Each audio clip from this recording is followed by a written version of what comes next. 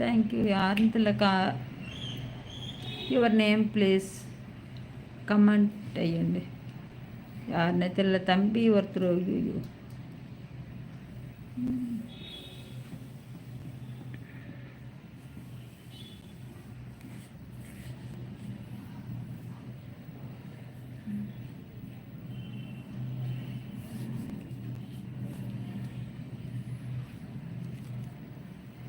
ம் ம்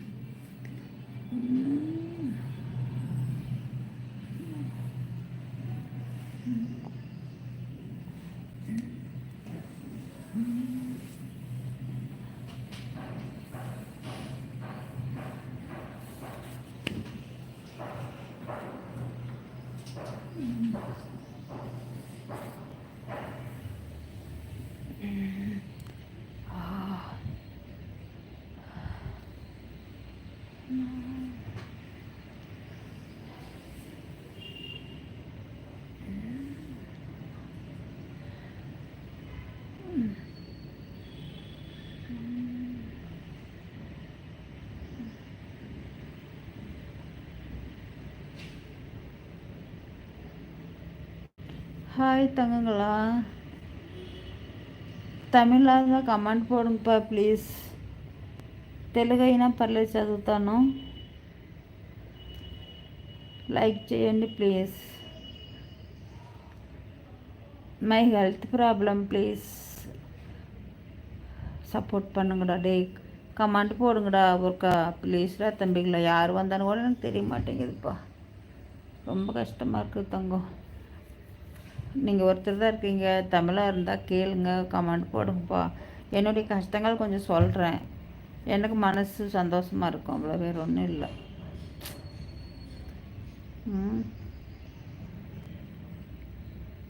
ஹாய் தங்கங்களா, வாங்க. குட் மார்னிங், வாங்கடா கண்ணா. சாப்பிட்டீங்களா? டிஃபன்லாம் சாப்பிட்டீங்களா?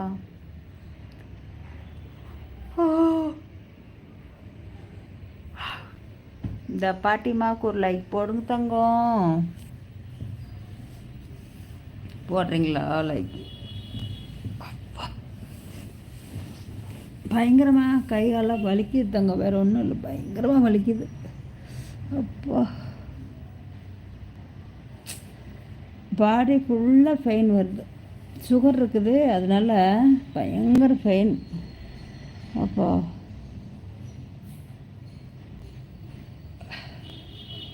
தனியாக படைச்சிட்டார் கடவுள். அனாதையாக தனியாக கிடக்குறதாங்க, யாருமே இல்லாமல்.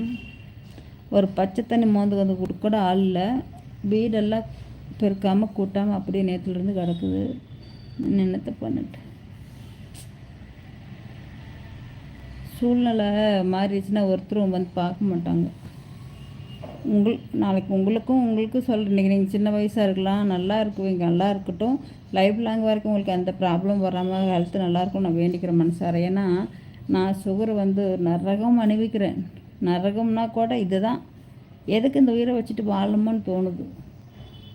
இவ்வளோ கஷ்டம். இந்த மொழி இதெல்லாம் வலி, பயங்கரமாக வலிக்குது. இப்போ இந்த இப்படி அமர்த்தணுன்னா நல்லா இருக்குது.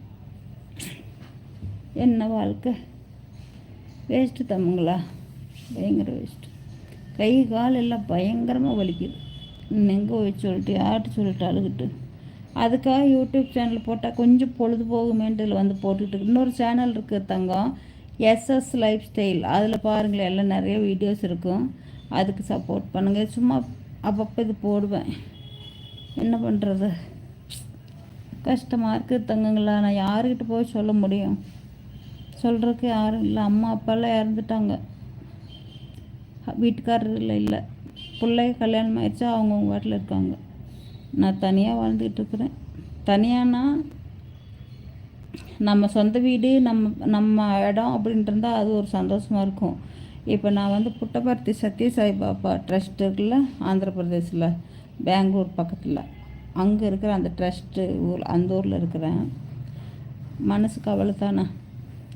அந்த கவலை போய் யாருக்கிட்ட சொல்லி எடுத்து சொல்லியிருந்தேன். என்ன இது பண்ண போகிறேன் நான். மனசு உடஞ்சிச்சு தங்கங்களா, வேறு ஒன்றுமே இல்லை.